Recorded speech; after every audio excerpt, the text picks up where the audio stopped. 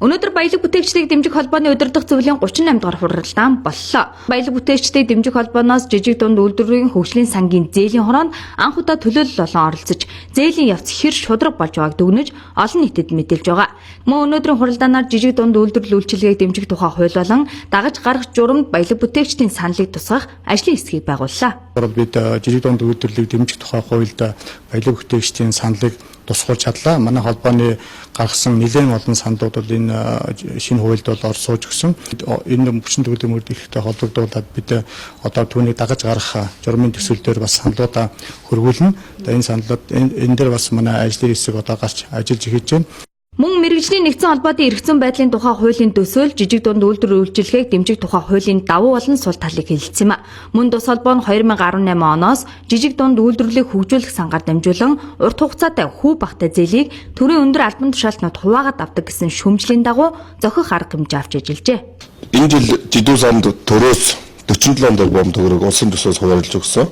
Үүний 20.5 тэрбумын аймаг өгөөд 26.5 тэрбумыг бол одоо төсөл сонгон шалгаруулж байгаа. Энэ бол жижиг дунд үйлдвэрлэлийг хөгжүүлэх сангаас олгож байгаа нэн өнгөлтөй зээл бол эрэлт хэрэгцээ бол асар их байгаа. Тийм учраас одоо энэ жилийн зээлийн эргэн төлөлтийг сайжруулж энэ жил жижиг дунд үйлдвэрлэлийг хөгжүүлэх сангаас 100 тэрбум төгрөгийг улсын төсөвт орлого болгох ёстой. 100 тэрбумаас хэрвээ орлого нь жижиг сангийн орлого нь 100 тэрбумаас даввал одоо төсөл сонгон шалгаруулахад оноо аваад эренбэлэгдсэн байгаа аж ахуйн нэгжүүдэд зээл олгох боломжтой байхгүй. Өөрөөр хэлбэл энэ жилийн 26.5 тэрбумыг энэ жилийн зээлийн эргэн төлөлтөөс нэмэгдүүлэх боломжтой.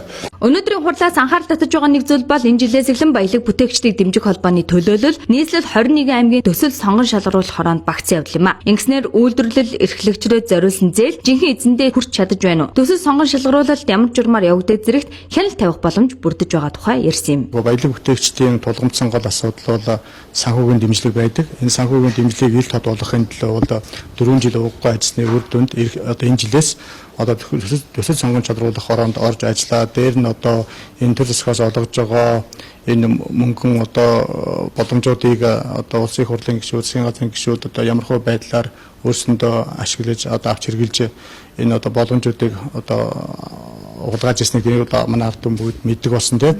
Энэний цаагаар бидний энийг олж мэдхийн төлөө бол маш их ажиллаа. Тодорхой хэмжээнд бас үр дүн гарч байна. Үүнээс гадна үндэсний үйлдвэрлэгчид тулгардаг гол бэрхшээл болох бүтээгдэхүүний борлуулалтыг сайжруулахад төр хэрхэн дэмжих талаар хэлэлцлээ.